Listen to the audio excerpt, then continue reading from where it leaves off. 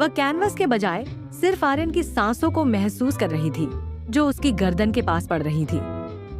रिया धीमी डगमगाती आवाज में, मुझे लगता है कि यह ठीक है।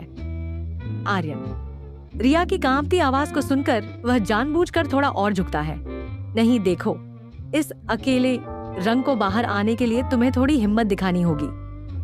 वह रिया के हाथ में ब्रश पकड़वाता है और फिर उसके हाथ पर हल्का दबाव डालता है ताकि वह सही स्ट्रोक लगा सके। यह एक मासूम सा इशारा था, पर उन दोनों के लिए यह एक रोमांटिक हार्टस्टोन को हवा दे रहा था। उनका यह स्पर्श, जो कि सिर्फ मदद था, उनके गुप्त रिश्ते का पहला कदम था। रिया का ध्यान पूरी तरह से पेंटिंग से हट गया था। वह सिर्फ महसूस कर रही थी कि उनका हाथ एक दूसरे को छू रहा है।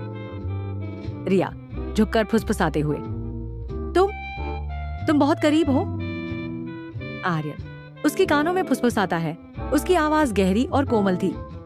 मुझे पता है और मैं दूर नहीं जाना चाहता। इरेरी से ट्विस्ट अचानक उन्हें नीचे दरवाजा खुलने की आवाज आती है। उनके माता पिता बिना बताए जल्दी वापस आ गए थे। रिया घबराकर, ओ वे आ गए। आर्यन तुरंत पीछे हट जाता है, जैसे किसी ने उसे बिजली का झटका दिया हो। दोनों के चेहरे पर शर्म और डर का भाव था। आर्यन तेज सांस लेते हुए, हाँ मुझे चलना चाहिए। हाँ, यह स्ट्रोक अब यह बहुत अच्छा लग रहा है। तुम्हें अकेले काम करना चाहिए। वह तेजी से कमरे से बाहर निकल जाता है। रिया अकेली रह जाती है।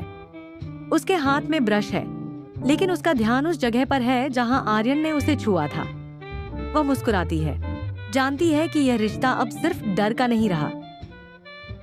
ये एक गहराई से भरा आकर्षण जेनेन बन चुका है।